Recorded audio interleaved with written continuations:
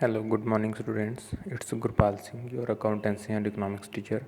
So students, in this video, today we are going to solve some numericals related to elasticity of supply. I'm preparing this video for class 11 students. So class 11 students, please open your NCERT books or your textbooks. Okay. So first of all, I will show you question. Read the question from the screen and then after that we will solve that question. So see, question number is 12 from my book, from where I am taking. So the question is, when the price of a commodity rises by 10%. देखिए अब यहाँ पे price of A commodity rises by 10%, इसका मतलब क्या हो गया, change in price कितना आ गया 10%। Supply rises by 40 unit, supply कितना यूनिट हो गई 40 यूनिट से बढ़ गई है, यानी कि डेल्टा आपका जो क्यू आया है बेटा वो कितना है 40 यूनिट दे रखा है, और इलास्टिसिटी ऑफ सप्लाई कितनी दे रखी है 1 दे रखी है। Calculate the supply at the original price. अब आपको सप्लाई ओरिजिनल प्राइस पे निकालनी है, तो आप इलास्टिसिटी ऑफ सप्लाई और डेल्टा प्राइस को यूज़ करके क्या निकाल सकते हैं, चेंज इन प्राइस को से percentage change in quantity demanded, because formula होता है आपका percentage change in price, percentage ES का एक फार्मूला ये भी तो होता है percentage change in quantity upon percentage change in price. So write this formula, मैं फिर से रिपीट कर रहा हूँ, ES is equals to percentage change in quantity demanded upon change in price. ठीक है, लिख लिया सभी ने। अब आगे लिखिए, अभी इसको मत देखिएगा कुछ भी, मैं जो समझा रहा हूँ वो करिए। अब लिखिए ES equal percentage delta Q upon लगा दीजिए परसेंटेज डेल्टा पी, ये फार्मूला होता है।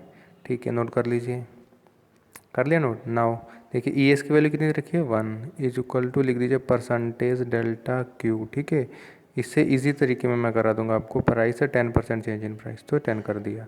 ठीक है, क्रॉस मल्टीप्लाई करोगे तो 10% is equals to delta Q. ठीक है, चेंज इन क्वांटिटी कितने परसेंट हो रही है 10%। ठीक है, अब कह रहा है कि डेल्टा क्यू 10% क्वांटिटी का वैल्यू कितना है। अब देखिए जो डेल्टा क्यू की परसेंटेज आई है वो कितनी आई है,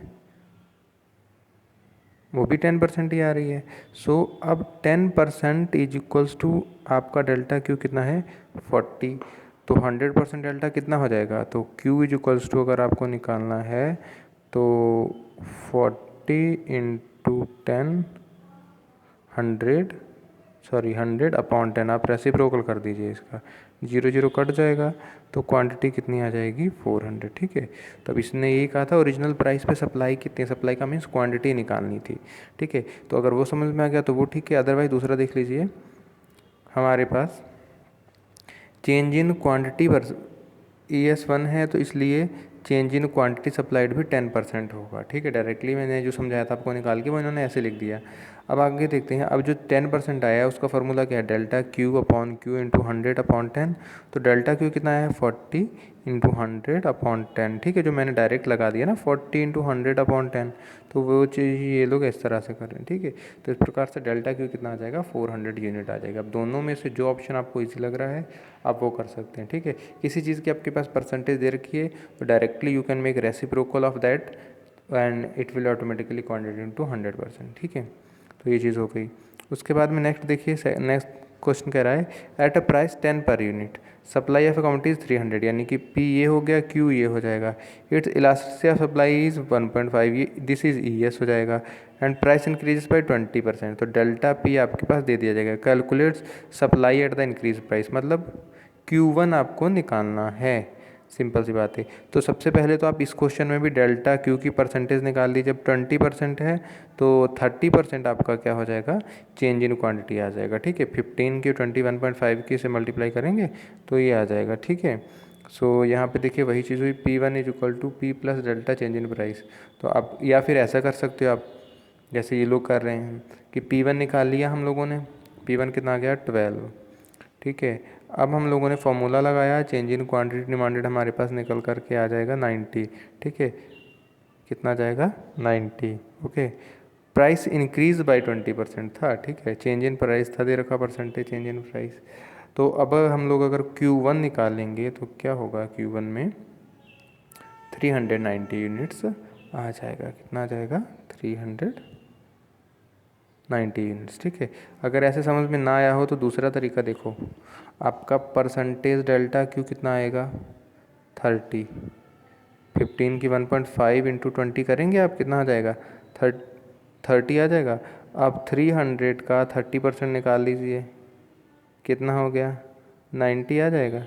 ठीक है, तो calculate the supply at increased price.